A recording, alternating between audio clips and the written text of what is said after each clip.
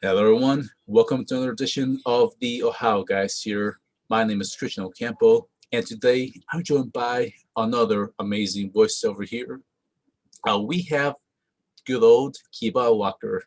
How you doing, Kiba? I'm good. How about yourself? I'm doing great. I'm happy to talk to you once again after our, small little talks we had in Chicago when you came in Yes. for Anime Midwest. Little quick plug to them. So it's awesome to get an interview with you, jump into some questions, learn about you as a voiceover artist, and many other hats that you wear in this industry. A lot of hats. A lot of hats. Yeah, I'm definitely excited, and we're going to jump on that right now. Okay. So tell us, what is like working in the industry today? I mean, the industry has changed so much since when I first started, performing in it before I even did voice work. Um, Back in 2000 and like 5, 6, when I started living in Los Angeles and like with my family and being a child actor and learning like the ropes back then and seeing the industry progress to what it is now, it's definitely very different. I like that now in present time that we are fighting for equality and representation in the POC LGBT communities. Back then it was just kind of like play whatever you want and do whatever you want. And now we're trying to be more conscientious, which is really nice. But I also really like the fact that being in the voiceover industry, I started in 2012. And even back then, 8 years ago, 9 years ago, actually, that it was a very, how do I put it? It was a very like you had to, it was like a secret club kind of thing. Like if you were an indie voice actor or someone who started out online, you really didn't know the tools to like get in. And it was like either you did all this indie work and then you got discovered or you made the right connections and that was it.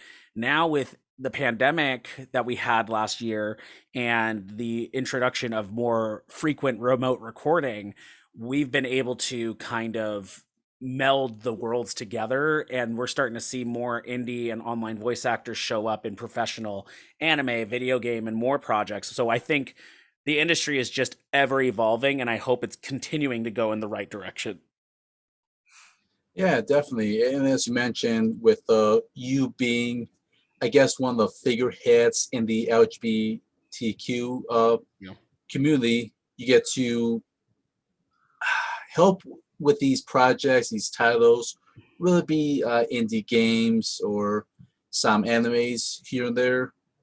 Getting to help others, and then as well as build your name out there and be part of these amazing titles. Just Yeah. the ones that come out, which is really important to my next question because you just being that in that great position, booking actors from that community.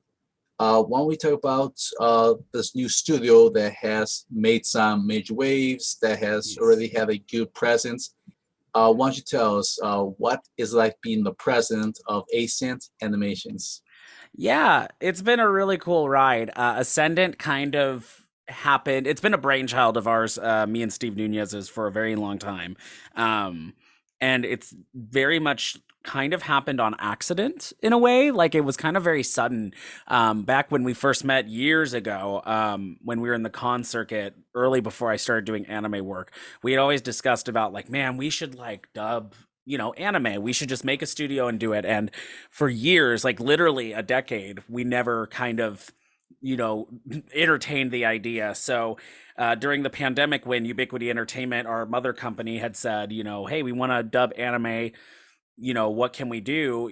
We were kind of like, okay, let's just reach out to some companies. Let's look at the costs. Let's break it down. And we looked at a couple of studios first, to get their stuff, and then I had suggested Ishida and Asakura because it was a classic show that I watched when it first came out on Crunchyroll, and I thought it was super funny and it was super dumb, but I like that slapstick humor. And Steve Nunez and I, we were both like, yeah, we love this show. Why not ask about that? So we contacted YTE Japan. They said yes, and we just kind of said, okay, both feet in at the same time. Let's do it. And It's been really cool because a lot of people, see that I'm the ADR director, I'm the script writer, and I'm in the shows, of course, depending on where we're at. But being the president is a very fun job because I get to kind of see the behind the scenes and help negotiate those things. So when we were going and negotiating Titan's Bride and we were negotiating Ishida and Asakura, we were on those calls, we were on those email chains. I was sending out the emails with our VP Cole Fiker, and I'd be up until 5 in the morning sometimes to wait for Japan to respond because time difference. And it was a very interesting quarantine work schedule because I was literally, we're a 3-person team right now. And building a studio completely remotely, working on projects, doing all the legwork ourselves. A lot of people don't realize how difficult it is to get shows and get the official licenses and sign those contracts and meet these deadlines. So yeah, it's been really cool being the president, because I get to like quality check everything on top of what I already quality checked, because I was the director. So I'm like, oh, I directed the show. I got to make sure it's right. Now I'm like president hat. Let me make sure it's right for everybody else. But it's been really cool. It's been a really awesome feeling getting noticed by, other companies and noticed by other actors and directors and seeing like, hey, like you guys are doing something. So it's been really fun. Yeah, I can imagine all the work, as mentioned, behind the scenes work, try and get your projects recorded, just finding actors, and not just actors that already have experience in the industry, because I see that, some people that have been doing voiceover work for many years now, Yeah. but you're also giving a chance to these other actors that really haven't done anime, but they've done indie work for most of their Mhm. career. Also, there's some of them are from the LGBTQ community, so you're also giving them a chance where some studios, they may still be in that phase to trying to be better at trying to get as these actors into their realm with all these changes and social issues. But Yeah. you're still used to have the final say to at least be that person that they can rely on you, they can look at you, Yeah. that they've known for many years, they know where you stand, they know that you are them, you are part of the same community, and Yeah. there's a trust in that. Yeah, and I think that's what's really important too is when we discussed making Ascendant, we were like the number one thing that we want to always bring is diversity and inclusivity, because there are a lot of people, and myself included, that had to move to a location or jump through hoops to get noticed by certain companies. But we still have a quality level we want to, a standard we want to hold, of course, with quality of microphone setup, acting ability, personality, that kind of stuff. But most of it is like we want to be able to showcase the people that don't have a voice in the professional field because they haven't been given the chance or they don't live in the area or they're in a different country, that have the talent. And when we started doing that, it was really cool to see more companies also jump in on that and use people from different countries. I mean, not to say that we were the people that did it, but we kind of were the first ones during quarantine to be like, yeah, let's use people from other places that have talent because they spent money just like we did to make sure our setup sounds good. They spent time and effort in classes to make sure their acting is good. And utilizing those people, it really put a highlight on what kind of talent there is out there. So, Yeah, and you got to use this special studio called Azrion Productions mhm. that was really specific on catering to the LGBTQ community, making Yeah. sure that they do have a voice in the industry, that they get a chance to audition, be Mhm. part of this production, these animes and other projects. So it has helped just having a certain branch to get them from point A to point B when it Yeah. comes to working with you and anything that you happen to present to them. Yeah, for sure. 100%. I fully agree. Azrion's been amazing. And, Cole did a great job running Azrion. And I think having a separate entity to source the talent and then kind of just be like, okay, we need these characters. Let's send it to all these people. We have the types we need. We have the people that are, willing to work and, have negotiated. And it's really cool to be able to work with another team like that. So, yeah. It's been an awesome, good run. So excited to see how far Ascendant Animations will go from here on out, and with Azrion We have a Productions to lot of continue. really exciting things coming, so I'm very excited to announce those when we can. But we have a lot of exciting things, so I myself look forward to them. Can't wait to see yeah, what's next on Phase 2 and Phase 3 when we get there. yeah, exactly. All right. So during your time in this industry, in your 8-year run or however so forth, why don't you tell us what is your favorite project you have worked on? Oh man, I've worked on a lot of projects since I started. I mean, it's it's been a wild ride. Next year will be my 10-year voice acting journey. So I'm very excited about that. And we'll see what, projects I get within the year's time. But there's a project that I can't talk about yet that it's my favorite. And soon I'll be able to talk about it. But something I can talk about, I think my favorite project I have, it's a tie between like two of them. I mean, My Hero, it was a dream of mine. So working on My Hero with Colleen and being a part of that history was so cool to work on. But I think my favorite project has to be a tie between Horimiya, which was my first kind of.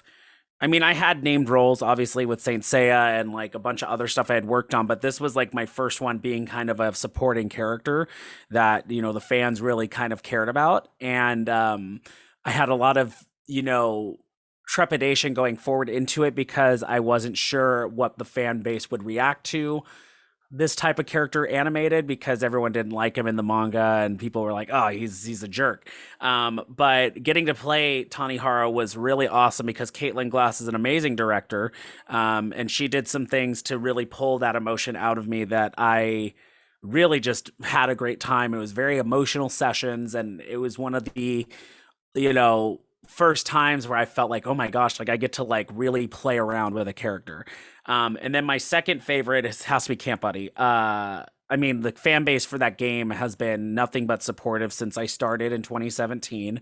The game's going 5 years strong almost since I've started working on it, and we're getting the new DLC soon. I'm a part of the official Discord server, and just seeing all the fans, all the new fans jumping in and like just loving the stories that we're telling within a LGBTQ space. It was just a really cool experience to be able to bring Keitaro and Yoshinori to life and have people come up to me and be like, "Oh my gosh, like you really helped me like through a hard time. You really like gave me that moment." And that was like one of the only projects, back then that I was like the main focus of. And so it was just really surreal to see its longevity to where it is now. So those are definitely my favorite projects I've worked on. But I have one that I can't talk about yet that I want to talk about, and hopefully soon I'll be able to talk about it because it's my favorite, I think, so far. Well, I know those are tons of great projects, a lot of titles that we're going to ask very soon. But Yep. yeah, I'm just glad that in your time in this industry, you were able to just accumulate so many titles that you've loved for many different reasons or different characters that speak to you in different ways. So Yeah. it's always a plus just having that kind of thought process. Yeah. So since you really mentioned Camp Buddy, Hmm. and to kind of start us off in your earlier days in the indie scene before moving into animes, so to kind of like go in chronological order, I want you to tell us what was it like working on Camp Buddy? Um, it was really cool because it was kind of like a fell in my lap situation. I was a fan of Miko Kun and his artwork with Black Monkey Pro and everything because they just had such great art. And I saw that he had a Patreon and I was gonna go support it. And I was like, oh, they're looking for voice actors. I'm like, I'm a voice actor. I messaged him and I said, hey, I have a demo reel. This is who I am. I just want to audition. If there's any background characters, anything you need filled, let me know. Um, and it just so happened that he had lost like three voice actors due to like the content of the game. They're like, oh well, I'm not comfortable doing it. And so he was like, I lost my main character, I lost a couple others, like, can you audition for these? And so I was like, okay. So I auditioned, and immediately he was like, do you want to play Keitaro, because you're like perfect for it? And I said, yeah, like totally. And so I filled in for the old voice actor, and because they hadn't even released like a demo, they had done like a trailer. So the only reference I had of his voice beforehand was literally this small little trailer that had like, hey, I'm Keitaro. And I was like, okay, I'm just gonna go for it. And so it ended up being this like, I'm just gonna make up my own voice and do this. And I auditioned for a couple other characters. And that was when I was cast as Aiden originally, as well as Keitaro. And we had gone through the demo. And right when we were about to release it, we had lost our Yoshinori. And so they were going to cast me as all three. And I was like, we did some test recordings, and Aiden and Yoshi sounded too similar. And they were like, so who do you want to play, Yoshi or Aiden? And I was like, I want to play Yoshinori because it's vastly different than Keitaro, whereas Aiden was closer to his voice. And so we ended up doing that. And then I was like, hey, I have a friend. His name's Sean Chiplock. He should totally play Aiden. And of course, Sean was like, yeah, I'll do it. So that's kind of how that happened.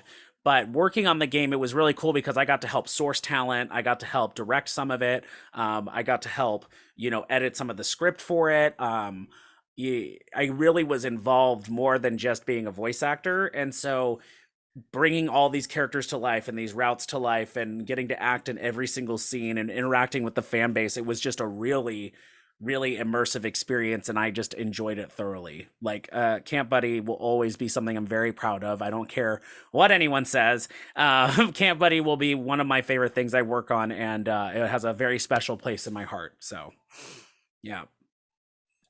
Well, that's a lot to unpack right there. I know.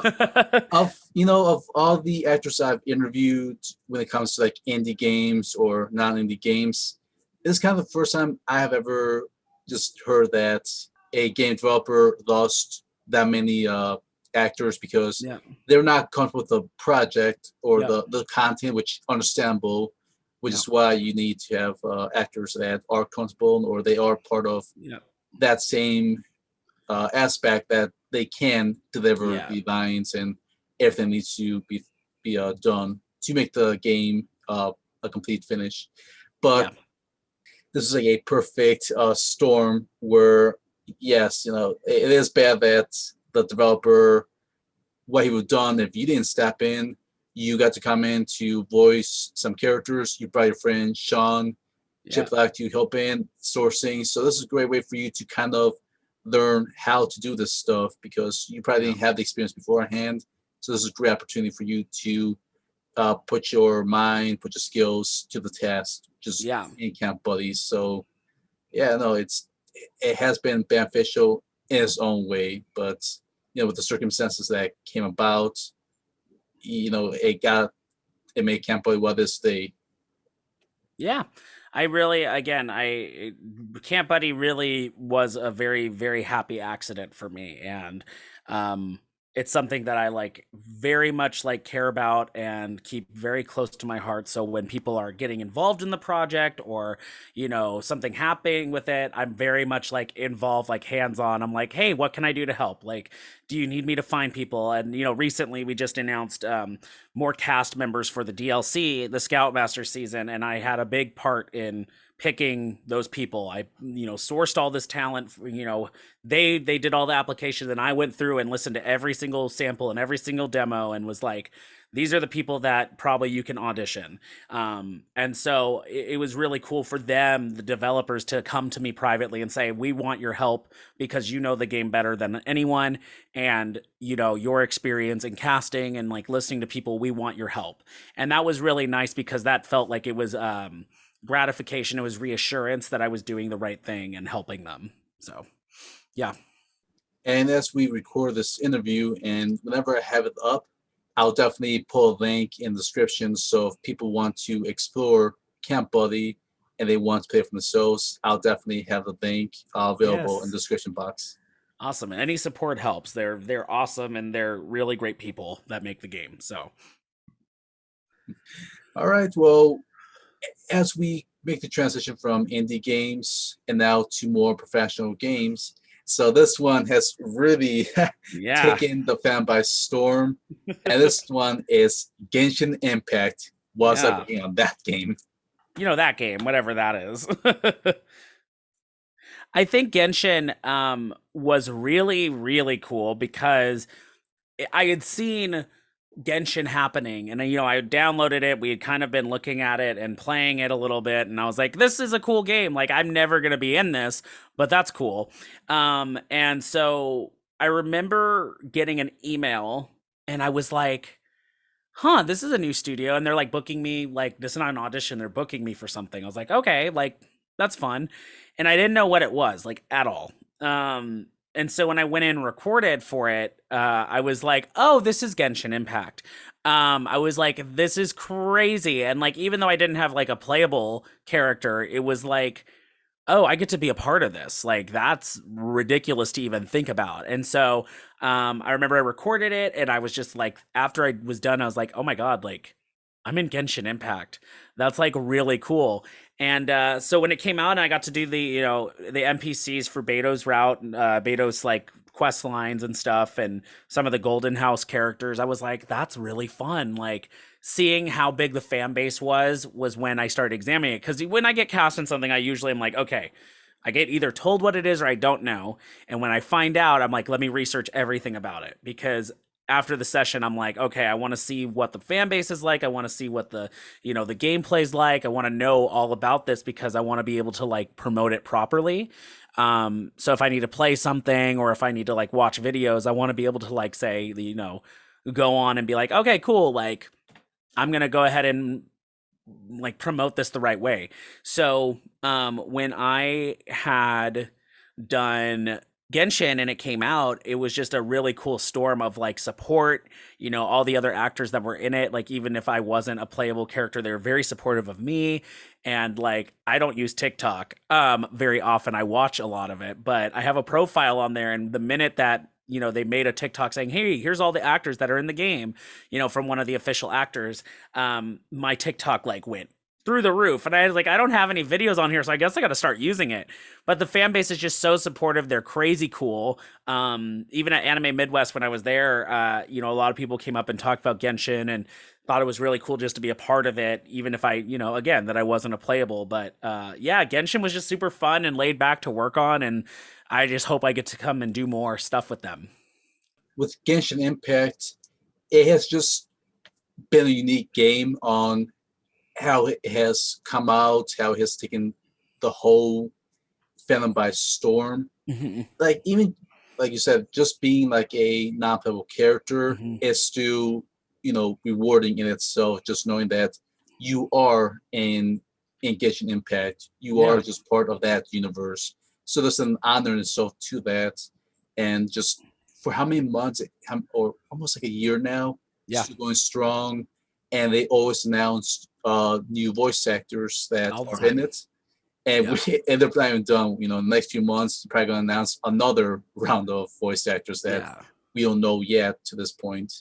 Yeah, So I'm a big proponent of people like that are actors that are in stuff. Like a lot of people get downtrodden when they're talking about like, well, I'm not this, I'm not a named character, I'm not this. And I'm like, my biggest thing is like you're in it. Like you are part of a whole entire puzzle piece that gets to be completed and gets to fully, make it happen. And when you celebrate that, it number one, it becomes very apparent to the people that make your projects that they cast you that you're willing to promote it no matter what. And that's free publicity, you know what I mean? But at the same time, like it's rewarding. Like I'm not ashamed of being additional voices in shows. I'm not ashamed of being NPCs in games because I get to be a part of that history. I get to be a part of, Genshin Impact was nominated for a game award, and like that was cool to me because I'm like, that's awesome. Like I'm a part of an award-winning game, regardless of my role. And once actors that are especially in the indie scene understand that, I think they will have a much better time accepting rejection or accepting smaller parts because I grew up in an era where in theater the whole motto is, there's no such thing as small parts, just small actors. And the moment you can take a character and make it your own and celebrate that, like that's what makes it fun about acting. So being a part of Genshin, again, as small as my part was, it was like really rewarding, and I was like, okay, cool, like I get to say that I'm a part of this and no one can take that away from me. So Yeah, and just to rebut on that one, if we can make a little comparison, it's like being like in Star Wars, or it's like being Walking Dead. yeah, Like, I'm pretty sure there's actors out there, even if they get only like 5 seconds of screen yeah, time, they come back when they say like, I was in Star Wars for five yeah, seconds, just have a small cameo, and that's rewarding in itself. So I yeah, can see Genshin Impact being the same way, where if you have a small part, you're still in it, you still contributed to the whole scheme of things. for sure. So yeah, and now as we move from the video game stuff, now we get to go to the anime stuff. Yes, And to kick us off, one of your very first roles with Sentai Filmworks, why yes. don't we talk about Saint Seiya?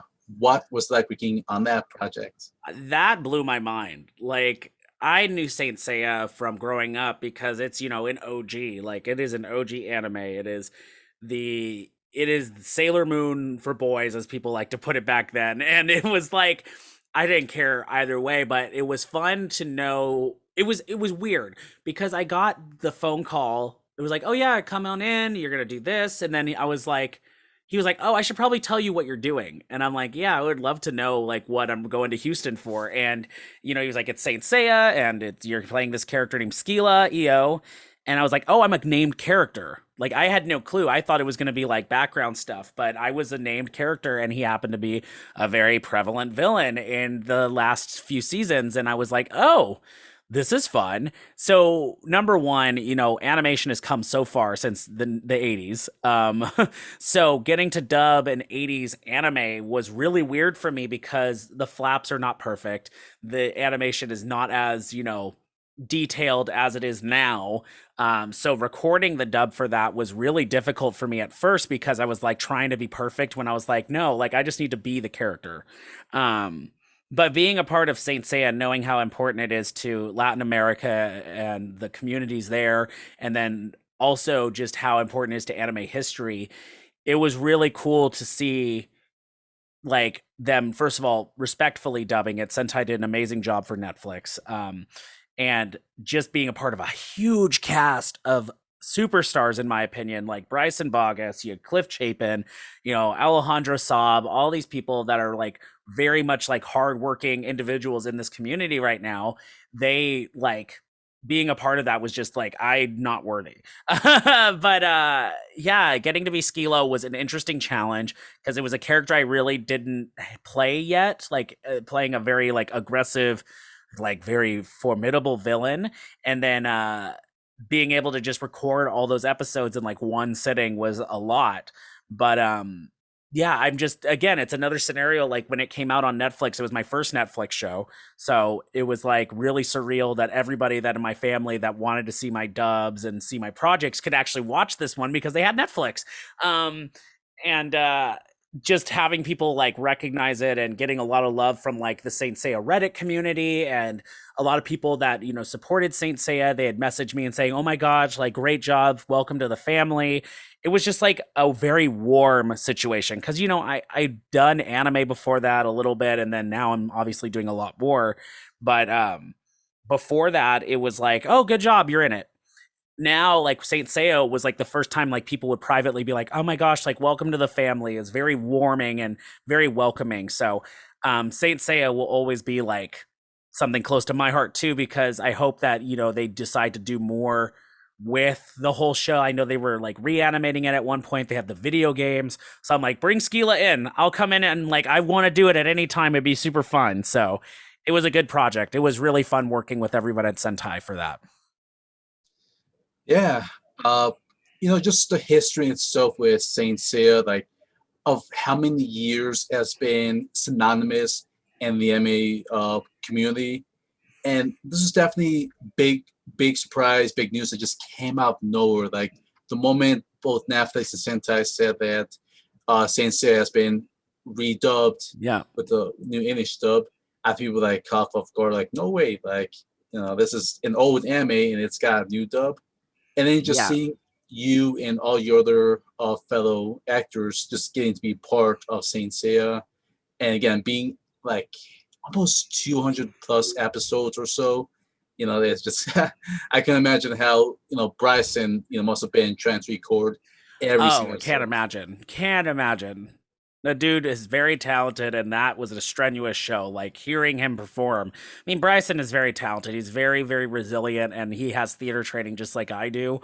And I think that he's a very talented dude, and I really, really pay him a lot of kudos for doing Seiya and having the resilience to just continue the whole show, because that's a lot of recording, and it's 80s anime, so everything is yelling. So I can only imagine the stress that his voice went through, but he killed it. He did a great job. Yeah, and I'm also very excited because I know Sentai announced there's going to be a limited edition box set for Saint Seiya, and I want it so bad. I've been recently trying to get the stuff that I'm in, because I usually don't collect things I'm in. Like I'll buy the games I'm in and be like, okay, cool. But there have been like times where I'm like, I can't afford the anime, or I'm like not in time to get like limited editions. So I've been trying to like catch up, because I'm like, I want limited editions of the shows I'm like in a lot, and I'm like, I'll get the regular Blu-ray of the ones I'm in a little bit, but like I'm waiting for that Saint Seiya one. I'm gonna get that as soon as I can. In fact, after this, I'm probably gonna look it up again and see like I'm gonna get one, make sure I can order it because I want it so bad. same here. I've been saving a lot, so I can break my wallet for a little bit on this one. Same. I'm gonna break my wallet on this one. That and My Hero will be the ones I break my wallet on. Yeah. Yeah. Oh, that's fun. Interesting stuff on Saint Seiya. So, as you just mentioned, My Hero Academia. Why don't you tell us what was it like working on that big show? I mean, the reason I moved to Texas was, of course, to work with Funimation and work with these amazing companies and people. My Hero Academia was literally like, so I'm a big Naruto fan. Like my biggest like favorite show is like I have my favorite anime of all time is Fooly Cooly. So I'm a Toonami kid. Like my whole thing is Toonami. I stayed up every night, every weekend, slept over at my friend's house, or he'd sleep over at mine, and we just watched Toonami all night. And Fooly Cooly would be on Inuyasha, but Naruto would be on earlier. And I remember those shows like gateway into everything. So I didn't have like a new favorite anime for a very long time, because Naruto, when it finished, I like cried and got a tattoo of it, and I was like, that's it, like that's my show. So my friend had introduced me to My Hero via manga. He was like, hey, like you need to read this. It's called My Hero Academia. It's like basically X-Men in anime form. And I was like, okay, cool. So I read a couple chapters, and at first I was like, okay, like I'll get into this when I can. And I remember I had seen like first like previews of the Japanese anime, like the actual like show before it got dubbed. And I was like, oh, that's that show my friend was telling me about. Let me read the manga. And I remember I binged the entire like first like 100 chapters or something, whatever it was. And so when it started getting dubbed, I was like, okay, I'm watching the show. Addicted. I was like, this is so freaking good. And the dub was one of my favorites at Funimation I produced in a very long time. And I had people all the time telling me that, like, oh my gosh, you sound like Justin Briner. And I was like, oh, it's not me. So when I came and moved to Texas, my goal was like, I want to be a part of My Hero. Like, it's my favorite show right now, and like it makes me like emotional, like I get excited about it. So I've been here for 4 years now, 5 years next year. And when I think I was working on Titan's Bride, I was just scheduling some stuff, working on Walla for people, and I get an email and I just saw My Hero, and I was like, what? And I just started crying. Like I literally was crying, because it like 5 minutes before this session with this person, I don't know who I was working with, but I was like, I have to be like composed when I direct people for Titan's Bride. But I was like a mess. And so that excited me. And that first session was like, getting to work with Colleen for the first time was amazing. Having her test out my voice. I got to play two separate characters in episode 90. And so after that, I was like, okay, I'm in My Hero. I'm happy. Like, whatever. So lo and behold, like a little bit later, I get an email saying episode 100. And I was like, oh, I'm coming back for My Hero. Like, that's weird. And I was like, this is cool. I'm good with that. And I remember watching the episode before my session, and I was like, okay, I'm one of two people. I'm either slide and go, or I'm gonna be the cider house leader, because everyone else I knew already had a voice, and I already knew, like, because those were the two new characters that had showed up. So I was like, oh my God, like either one of these is a win for me, because that would be so cool. So I went in, and of course, Colleen was like, you're going to be the cider house leader. And, she's like, I wish he had a name. And it was just so surreal, because then, like, as the episode came out, I was just like, okay, I have a character that has like prevalence in the manga. I already know that from reading it. And I know that this is going to be like a fan, like kind of favorite character, because he is so cool looking and like whatever. But I did not expect the like sudden outpouring of like support and like love. And when I was at Anime Midwest, people were like, oh my gosh, like I love that episode. It was so cool. And then recently, I was like, Toonami is a big part of my life. Like, again, it really helped me get into anime. And then I was telling my friends, like, I don't have cable because I just do streaming services. But it's like, can someone watch Toonami for me so that they can see my credits and whatever? And I was a week early because I was thinking 100 was last week or whatever. And I was like, oh, it's actually next weekend. But someone sent me a clip of the commercial to like promote next week's episode, and they literally used me as the promo for Toonami. And that like sent me in like a fanboy coma, because I was like, holy crap, like they are literally using my voice, my lines, my character as like the promo for next week on Toonami. And it was a chunk of it, like it was only me, like me and I think Sean Gann. But like that was solidified. Like I can die happy. Like I am officially like a commercial on Toonami. I've been on Toonami like 4 times now. And now I've been in like the biggest show that means a lot to me as this character. And I'm just like, I win. Like I win. No one can take that away from me. I win. So My Hero has just been like an amazing experience, and I can't wait to work on it more. So Yeah, I'm glad that you again just getting started in the Texas scene, used to trying working transitioning from the indie scene that you've always been known for, now being more in that professional scene, getting to yeah, work in My Hero Academia. No, it's definitely a growing experience for you. Just try and get your name more built, yeah, more well known in the anime side of things. Where now this can lead to more future animes, more future bigger projects. So yeah. I think you've done a great job for yourself, just getting to be involved in these type of shows. And we'll see how if there's gonna be any more shonen animes in the future that might book you from in the future. Thank you, first of all, for saying that. And secondly, here's crossing my fingers that I can be the next shonen lead. That would be a goal of mine. I would love to be up there with, the Colleen, Justin, Miley, all these people, Bryce, that have played these shonen leads, and just be like, and Zach, I would love to be up there with them, because that would be amazing. Yeah, and I like to see that they see you know what other future shonen shows we might get after Academia's over.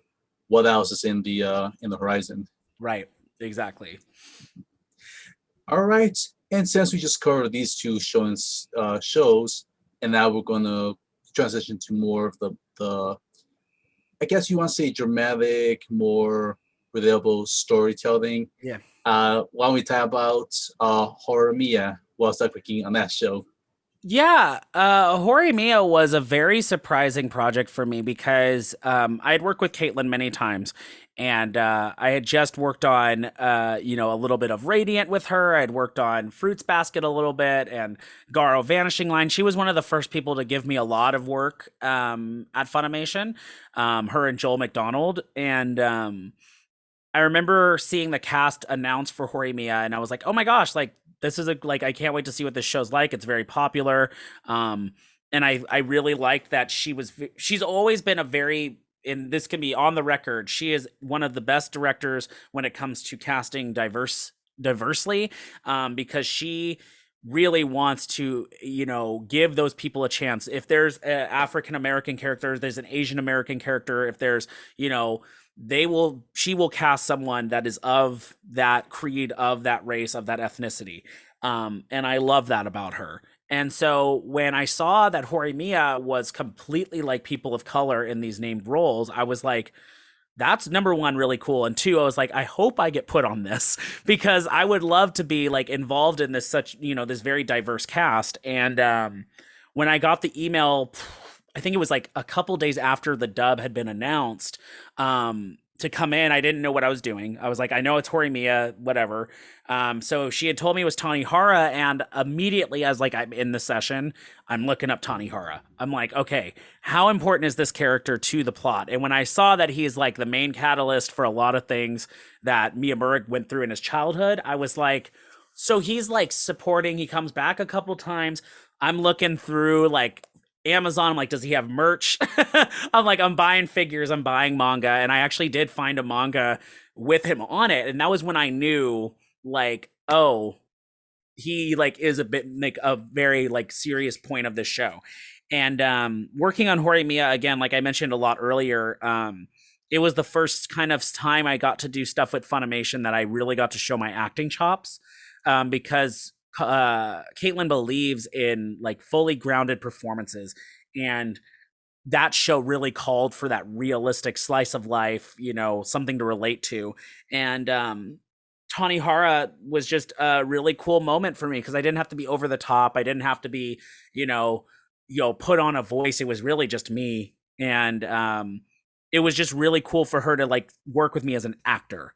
And she knew that I had done theater and she'd seen me in shows, but this was the first time I really got to be like one-on-one, work on this character, present Kiba as an actor, and show people what I can do. And I was very excited and nervous for people to hear it because I wanted people to believe what I was saying. And, lo and behold, people really liked it. And that really it was just such a rewarding experience working on that show. Yeah, no, this one, and I'm a guy that really loves these type of shows where they try being realistic. They try to tell these issues of people going through hard times, especially in high school life, where we see the social outcasts trying to bounce back into the social aspect of society. Yeah. So, this was really special, especially as you mentioned with Caitlin. Yeah. How Funimation did a great job announcing the cast list. This was in a way almost like you really had like a kind of like a debut, but this was like more like a more official debut that you were part of the Funimation family, and this was a great debut for other people, as for Marisa Duran, who played the main character. Yeah. I really spoke to her before she did any anime, so I was happy for her. This was a great way for us to get more of Jalitza, Chantel, in Afro Latina. Yeah. And then we got Sadis Perez, another Latina, who I believe this is her first anime. And for us to like see how much new people are getting a chance to do anime now. Well, that show I think was very important because it was exactly that. Marissa, myself, Yelitsa, and Celeste, and all the people that really didn't have a lot of main character stuff named parts. That was the show for us to like, hey, we're here. We're like the new generation of people coming in. And that's also the one show that like we're all family for. Like all of us that worked on it, like we're all like always like messaging each other or like liking our stuff and just being like Horimiya family, like we love each other very much. And it's just a really cool experience. And what I was going to mention too, it kind of go back into the actual show itself, it's the first show that I feel like really discusses the real problem of like, male mental health problems and male self-consciousness, because in shows like this we usually see only like the female side of things. Like the males are always like the support and they always have like no problems and they're just like there for romantic interest. This was the first time we got to see like a struggle of like, being friends and attraction and like also like self-conscious and like past guilt and like really dealing with serious issues, because it's a very serious thing. Like back in the day when I was growing up, there was that whole stigma of boys showing emotion. And like this show showed that we're in a very different time now where stories like this can be told and they're authentic. They are real. Like people go through this every day and it's not just, one type of person, one gender, one orientation. It's everybody that goes through this. And I thought it was very well balanced. So getting to be a part of that and being welcomed in as like the Funimation family was like a very cool thing to start 2021 off with. Yeah, I'm glad you said that because that's basically what I would sort of said, but I think you said more perfectly. It's just these stories, like these are relatable stories that we, the audience, we kind of see a part of ourselves in. We've either probably have been through the same situation as these characters or what have you. And it's one of the reasons why I got joined with Horimiya, just the pace in the story, the character development in it. And part of me kind of wish this show was a bit longer. I'd see like a more chapters, get more dive into, or maybe hopefully if we get like a season 2, we get to explore more of that inner growth with the character. I think it'd be more interesting to see how far these two can go together with just again just pulling the self-conscious part out of the character. Yeah, agreed. And I just hope to keep seeing more stories like these with animes. Like it's always these storytellings that make anime what it is. That there are issues out there. There's always characters trying to fight themselves, fight part of society. Just all these issues that you see, which captivates you and just Yeah. as well. Like and you hope that these characters pull themselves out. They're able to uh, change as the stories progress. Yeah, for sure. Agreed. All right, and then to tackle a show that focuses on comedy, now we get to get a little bit more lighthearted here, and this one is Ace Ascendant Animation's very first anime, and this is Ishida and Asakura. Wow, I was like in that show. Ishida and Asakura has a big past with me. Again, like I mentioned earlier, it was the first show I kind of like. I did this thing a while back where I was going through every single anime on Crunchyroll in alphabetical order. And I was doing it for Pixelation, journalist website. And I was just doing a review of everything I was watching. So I had went through quite a bit of anime because back in the day, I mean, Crunchyroll has a lot now, but there was a lot still back then. And this show had just come out and it was short, and I was like, let me go and watch this first because it's short and like, only like 30 minutes. And I just remember how ridiculous it was and how stupid it was, and I loved it because it was the type of humor that just is the type you need, a slap to the funny bone and need a like a pick me up. And so when we were talking about getting anime, we had mentioned, we had emailed a bunch of companies, and YTE Japan had Ishida and Asakura and a couple other shows. And I was just like, you know what? Let's just message them. They don't have the license anymore because Crunchyroll expired it. So it's back to YTE. So, maybe we can get something since it's so short.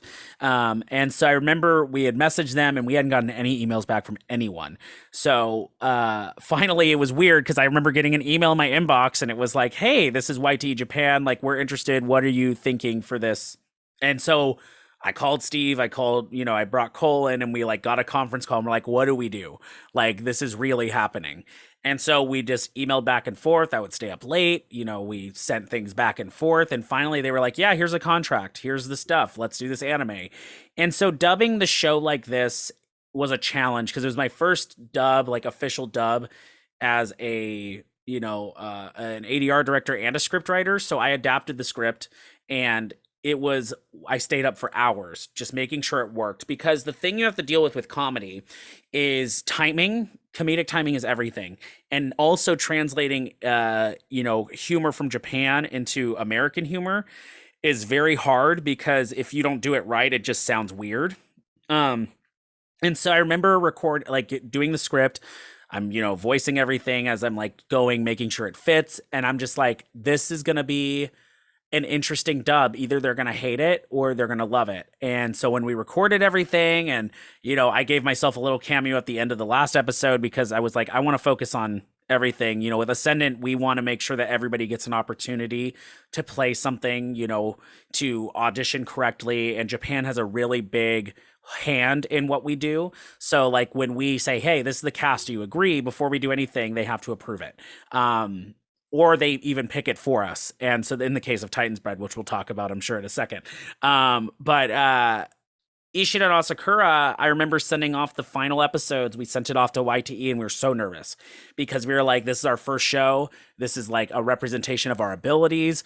We're a 3-person team, and we put all this together. Let's see what happened. And they emailed me back, and they said that the writing was so good that it didn't lose any of the Japanese humor while also translating it for them. And the English people, the English translation team they had, and then the Japanese team they had, they loved the writing and they loved the show. They thought the dub was amazing. And I was like, holy crap, I'm just shocked. So I was like, okay, that happened. So when we worked on it and released it, everybody was like blowing up. Anime News Network, everyone was like, what is Ascendant? What is Ishida and Asakura? And it's been a really cool journey to, make sure that project is out there. Like, it's out there. It's streaming right now on Prime Video, and it's physically, you can buy it on Right Stuff Anime and on Amazon. And it was like, okay, like we did that. So Ishida and Asakura was our like training wheels project. And then of course, second project, that was the one we're like, okay, this is a bigger deal, because we have higher stakes to continue the streak. So Ishida and Asakura was just so much fun, and I laughed watching it and laughed putting it together, because the sessions were so fun. We got to use new actors like Josh Waters and Cole Fiker. They did an amazing job as the leads, and then Dominique Din, Jacob Eisman, Patrick Seymour, a bunch of people that were in the show that we just like loved. Like Steve Nunez got to play Yamada, and that was amazing. And then we worked with people that like are my colleagues, like Morgan Berry and Lisa Wilkerson. And it was just like a whole culmination of like a team effort of people that believed in what we were doing. And that's what made it so great. So, yeah. Yeah, it's definitely a great show. I got to watch it. It reminded me of Cromartie High School in a way. I guess both its humor, its animation, and just its wackiness. It's wacky. So wacky. Yeah, no, I definitely loved what you guys did. Thank you. And I kind of do wish another example that I wish there were more episodes. I Yeah. kind of wish it was more longer running, more time, because I was laughing so many times with just the jokes themselves, just what was. Good. I really recommend people to watch this one, and thank you again for signing it when you brought it to Anime Midwest. It helped just having it right on the spot. Yeah, and I'm glad that I got to do that, because we were nervous. Like, again, first shows, first anime projects, it's going to be critically looked at. And having physical copies there, I was like, I just want to get it out there, let people see it, let people have it, because it shows what we're willing to do and work on. And any feedback is welcome. If people don't like it, cool. If people love it, awesome. Like, we want to make sure that whatever project we work on going forward, that we're putting our best work in. And Ishida and Asakura is very proud of. Like, regardless of what people think, if people hated it, loved it, I was very proud of what I did and what my team did and my actors did. And I wish it was longer too. I wish there were more episodes, because I would love to work on a season 2 if there ever was one. But the things the Senate wants to do, you got to start out a little bit smaller. And I know with the things that we're planning in the future, you're going to see longer stuff. You're going to see full episodes. You're going to see that kind of stuff. And I'm very excited for people to see what we have planned. and I'm excited. I'm happy to be on board with Ascendant Animations. See how far you guys go with picking up new stuff. Yeah, thank you. Appreciate the support. Definitely. So now we can move on to Ascendant's second licensed anime. You guys just picked up as of last week from recording. Yeah. This one's on Amazon Prime. Uh, what was like working on the Titan's Bride? So we finished Ishida and Asakura and we were like, what are we going to do next? And we originally were going to be dubbing some stuff from YTE again because they have a whole catalog and they gave us a list and said, hey, pick anything off this list. What do you want to dub? And I remember we were looking at it and we had picked a couple shows first, but then we kept going back and forth and we were like, I don't know if that's what we want to do next. Do we want to do another slapstick show? Do we want to do something that's a little bit more wacky still? And I remember we reached out because we had kind of collectively were like, Titan's Bride is being updated right now. It's a new show that's being animated in 2020. It's something that people are talking about. And we were kind of like, it's our alley, like Yaoi BL. That's like all three of us that work on the team, like have worked in it, like Camp Buddy, stuff with Yaoi Press, a lot of projects for the past decade.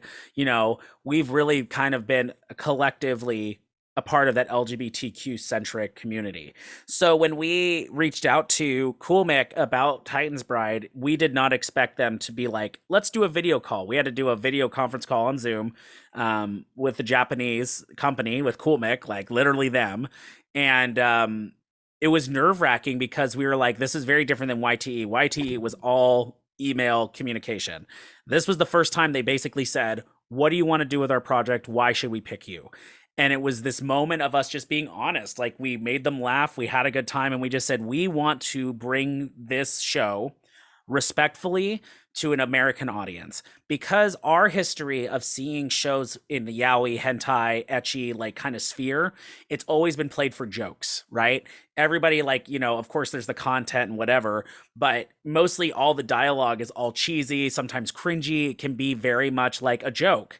And we told them, we said, my plan as a writer is to bring, number one, this show to a very relatable audience by not only still playing up a little bit of like the humor of it, but mostly talking about the story that there is right here. And we did it in a serious way, and they really liked that concept. And so after many weeks of like grueling, like waiting and playing the game of like, what do we do? Cool Mick was like, yeah, let's do it. And so when we got Titan's Bride, it was very much like higher stakes. We took about a couple months. I think we took 4 months or so to do Ishida and Asakura. We did all the recording and everything for Titan's Bride in a month. It was hard as hell because I had to finish the scripts in like 2 days. I wrote all of them, all 9. We had to make sure they were good. We got all the clips and everything, and then we had to cast the show. Auditions were like a week, and then I scheduled everyone. Walla, main characters, like I had the entire month of April was just every day was like 6 hours of recording just people every day. And once we finished it, May, we mixed it all and sent it off. And since we had already done all the stuff with Ishida and Asakura, it was very easy to just kind of put Titan's Bride out there. But Cool Mick, had a hand in casting. They basically took a list of like the top 5 for each character and said, these are the ones we want. And, I had done Caius in Gai, the mobile game, and they knew that. And then I auditioned because I was like, I'm still going to audition because if they want the continuity, it's there. But there were a lot of really great candidates too that also got put up. So when we got the email back and they said they wanted me, I was like, okay, so I'm not only directing this and writing it, I'm also going to be the main character. I'm the Titan. And that was scary to me because, when you have a new company like this and then you have the president who is also the director and the scriptwriter, and then they're also the main character of their second show, it seems very much like, oh, they're just going to be, the lead of everything, which is not the case with us. By Ishida and Asakura, I was not.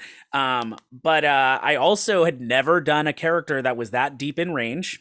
And this was the lead character besides Koichi with Edward Mendoza. And it was hard. It was very hard to vocally do that, but I did it. And it was the most nerve-wracking thing because this was the part where I was like, okay, if they love the writing, they love the story, they love the voices, that's great.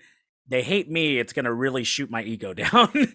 And luckily, everybody really liked Caius. And they surprisingly, like, there were people that did dub reviews, people had seen the show, and people were just like, oh my gosh, like, why aren't you doing more deep characters? And I was just like, because I don't have that voice. It's just like Caius is that's it. Caius is the only thing that I feel like comfortable doing, but it made me feel like I had more to my range than I ever believed in myself having. And so working on Titan's Bride from literally every single seat of the production process was so cool because it was like, yeah, I wrote it so I know how every actor should probably sound. Oh, I also directed it so I can really tweak things. Now I know what their performance is like. Now I can record my stuff and like play off of all of it. And it's just a cool thing. And I'm very happy to bring 18 plus yaoi, content to a wider audience and break the stigma of it being just terrible because it wasn't terrible. I'm very proud of Titan's Bride. And I'm very proud of Cool Mick for letting us do that. And I know that we have a lot more in store to come forward. And I'm very excited to see what the future holds for us. Yeah, I'm very glad you guys did all you can, just trying to crank as much negotiation, as much uh, work to be done for Times Bride. Yeah. And it's great to hear that you, again, being part of the LGBTQ community, you want to bring authenticity into these genres that are also part of the LGBTQ communities, because you guys Yeah. know it best than anyone else, than a non-LGBTQ Right. person. Well, and that was what was great about it too. We literally got to bring not only people of color for these roles, because that was another important thing. We were like, we're not going to cast white actors as like these, definitely darker skinned characters.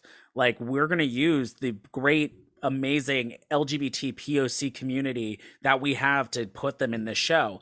So, even in our lead roles, like, I think everybody except for like one character, like no, actually, honestly, everybody was either LGBT or POC. So we had a really cool mix. We had trans representation, we had POC representation, we had non-binary representation. It was all over. And even from Australia, Angela Tran, who recently just announced Genshin Impact as well, she was our main female Titan, Medina. And we wanted to bring that Asian representation as well. And so that was important to us. And that will always be something Ascendant does. We are never going to just like sacrifice, representation for name recognition. We're never going to sacrifice, representation for, whatever people want to hear. We're going to give quality with the people that have the experience to play these characters. And that was what Titan's Bride was really the big proponent of that. So I'm very glad to see people recognize that and are expecting more of that from us. Yeah, definitely. And I guess I'm going to quote our good friend David Wold, because Yes. he said it best when it comes to working on the LGBTQ animes. Mm-hmm. When he is booking for actors being in these shows, he's always looking for cinematic performances. Yep. And I'm pretty sure you're also looking for the same thing too. Yeah. In your actors. Yeah, absolutely. David is amazing.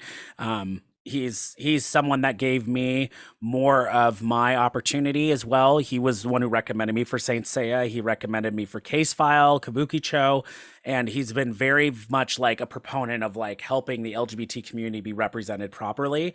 And I love him. The guy is amazing. He's a sweetheart. So yeah. Yeah, much love to him, much respect to him on his work, and I just hope to keep seeing him do more of that good work in future titles, as well as you both trying to, again, bring in authenticity and integrity into these shows you guys work on. Yeah, for sure. All right, now it's time for a funny question I like to ask everyone. If you could be any character you have played in real life, who you be, and you can mix and match.